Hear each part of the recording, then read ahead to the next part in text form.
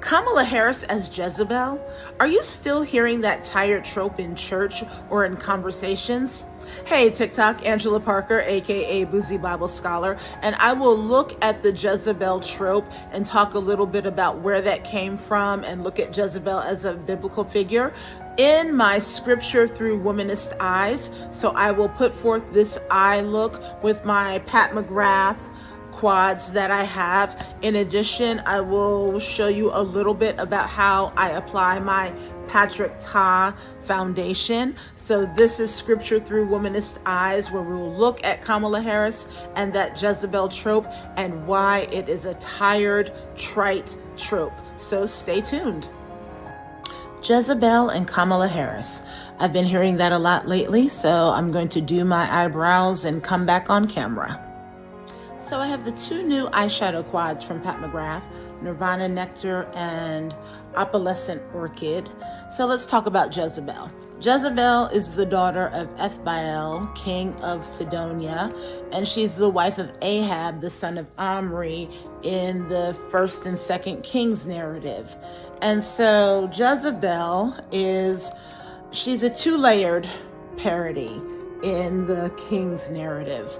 She is like, her name is two-layered. She's like, where is the prince? Or it means, where is the prince? Or there's no nobility, or something like that. So the biblical passage presents her in a thoroughly negative light as an undoubtedly powerful woman. I'm going in with this pink just to start carving out something. And so she is the foreign wife of Ahab. She worships Canaanite fertility deities, and she is supporting 450 prophets of Baal and 400 prophets of the goddess Asherah at her royal table, according to 1 Kings 18:19. And in the meantime, she's ruthlessly persecuting rival prophets in 1 Kings 18:4, and Elijah's running from her, and she contrived the legal death of Naboth the Jezreelite so that her husband could obtain his vineyard. So she has so-called harlotries and sorceries, and then she has her own death at the hands of Jehu, which is very dramatic and with a flourish, where she painted her eyes and adorned her hair, looking down at her adversary from her window. She ridiculed Jehu as an upstart, claiming that he, wanted the throne like his predecessor. And then Jehu flings her body down the window, or someone flings her body down the window, and the dogs eat her, and nothing is left of her body except her hands and her feet. And then he finally buries her, but says, cursed is the woman, but she was a daughter's king, so he feels like he has to bury her. But all that remained of her body was her skull, her feet, and her hands. Okay, that's an interesting color because it is a little shadowy. So that was that pink in the first palette. I'm going to take a smaller brush and go into this brown right here in the other palette and go out and go into my outer corner. But what's the interesting thing about Jezebel, and I'm going to use this smaller brush, is that she is a woman who is used to having authority. And the only reason we know that is when we do our own historical digging outside of the biblical narrative. She is a woman from Phoenicia. So she is a daughter of the king of the Sidonians. Ethbaal is her dad's name. And when you read things outside of the Bible, lo and behold, texts outside of the Bible actually give us information. And what text am I talking about outside of the Bible? I'm talking about Josephus. Josephus is a writer of the Antiquities of the Jews. And biblical scholars who we have to read other things outside of the Bible besides the Bible. So in Josephus's Antiquities of the Jews, 8, 13, and 2, he writes about the Phoenician cult of the goddess Ashtoreth.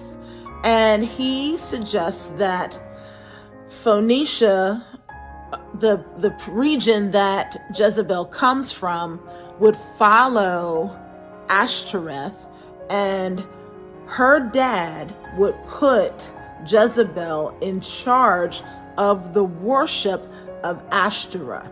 So Jezebel would be a high priestess of that goddess, and the king would be the high priest.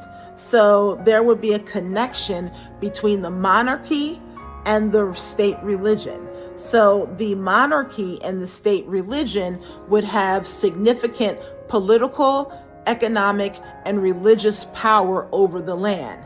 So Jezebel was used to being an administrator and an active participant in the government. That would have been her training prior to marrying Ahab. She would have been used to having authority as a queen because that is how her dad would have trained her.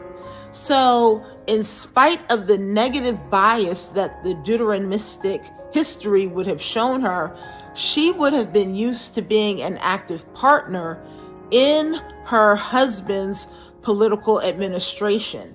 And she would have had enough material to bring to the kingdom in order to help her husband. She would not be just a hapless woman who would not do anything in her husband's kingdom. And so she would not be doing illegitimate usurpation of authority of her husband's work.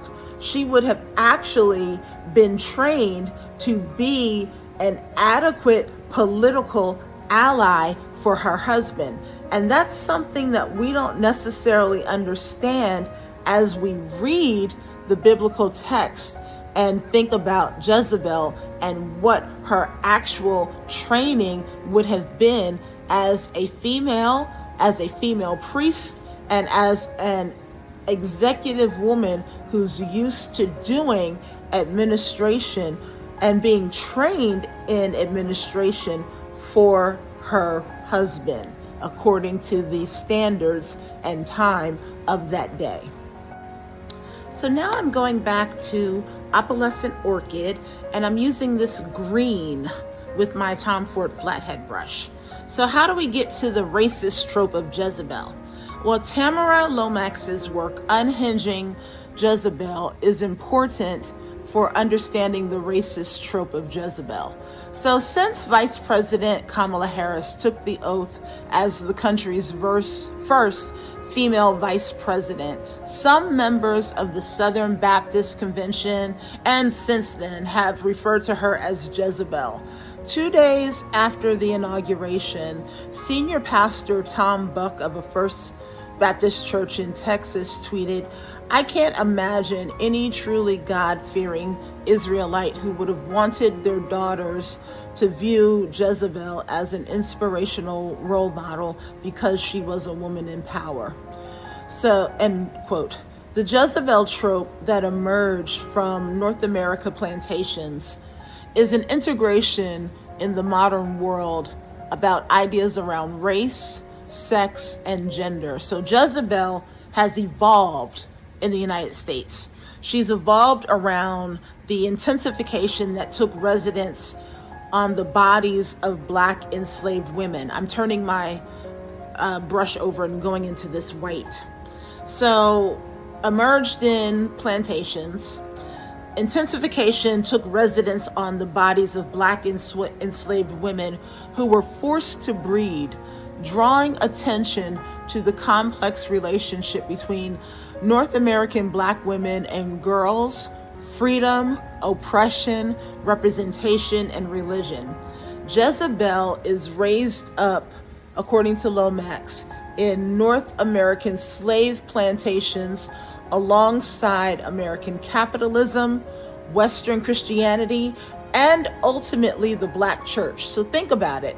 The Black church will talk about women having the spirit of Jezebel because now it has evolved into a threat among women in today's time, a threat where women feel like a woman comes into a church and a woman is going to take another woman's man, or that the Jezebel quote unquote spirit is going to take on a life of her own. And in early America, thanks to the forceful merging of slavery, Christianity, and biblical Jezebel, this idea of Jezebel is this idea of a takeover women's leadership spirit that is a threat to the misogynistic masculine spirit that we see in churches, and the women who uphold that misogyny and patriarchy in a lot of Black church spaces. So as always, we have to clean up under our eye, because I have made a complete mess doing this eye look.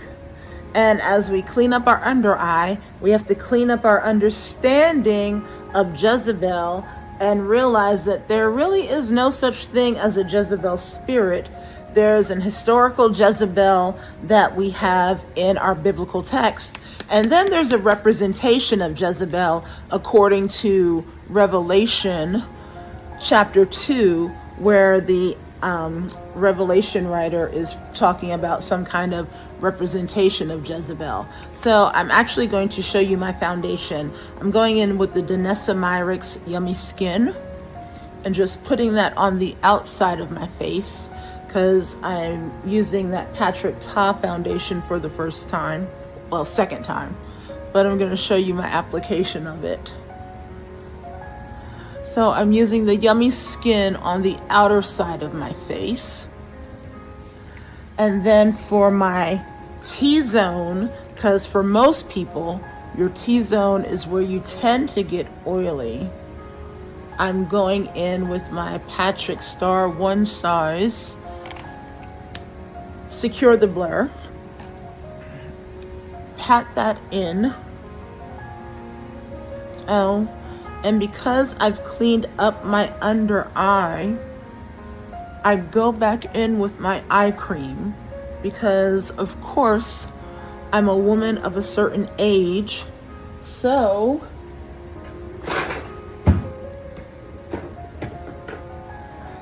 you always need your eye cream on your under eye.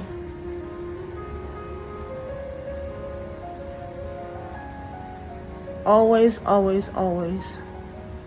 I applied eye cream earlier. You apply eye cream and your skin care and let it sink in before you do your makeup. So I had already done that. But you do it again, especially if you have to wipe away your eye cream. You also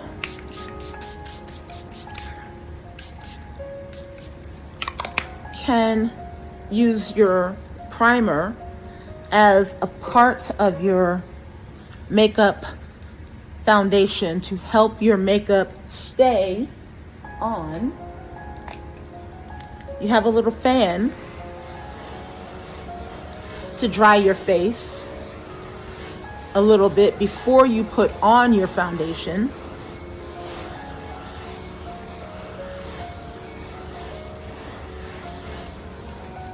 So my face is a little bit dry. You have your damp beauty blender. You shake your foundation.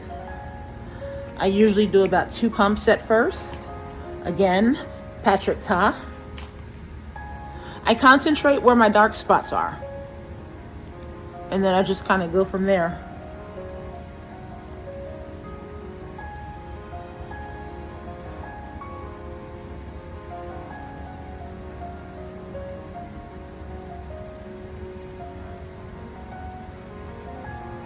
And usually this will get me 1 layer. And if I feel like I need extra coverage, because I really do have dark spots right there on my cheek, I'll let it dry for a second. And then do a second layer and let it dry and sit. And then I will go over with my contour and my highlight. And then put on blush, highlighter, and kind of go from there.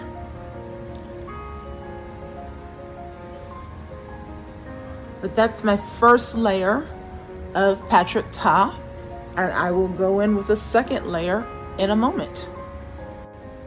So this is the final look, but let me be explicit. I was talking about the Jezebel trope, and the Jezebel trope is the intensification that took residence on the Black bodies of enslaved women. So if you remember me doing my 1-minute womanisms on the Hottentot Venus and how her body and her protruding backside became the voyeuristic view of European nations, and they paid to look at her body. Black women's bodies in the era of plantation slavery and the ways that white overseers and plantation owners could indiscriminately rape women, Black women, and use their bodies for the breeding of enslaved people. That American capitalism, slavery, and Christianity brought on the Jezebel trope and how it became a part of Black women's bodies, where Black women became the trope of this idea of sexualization that was placed on Black women's bodies. So when Black women talk about Kamala Harris as a Jezebel figure, or when white pastors talk about Kamala Harris as a Jezebel figure, it is very bad theology. So in sum, it is just bad theology to preach or call Kamala Harris Jezebel, just as it is bad theology to praise Donald Trump as Cyrus the Great. So if you are hearing these things in your life, in your church, comment below. As always, like, comment, repost. But this is Angela Parker, aka Boozy Bible Scholar, with your final eye look using my Pat McGrath 2 quads that I just got in the mail. And as always, friends, continue to be bold, be brave, and be brilliant.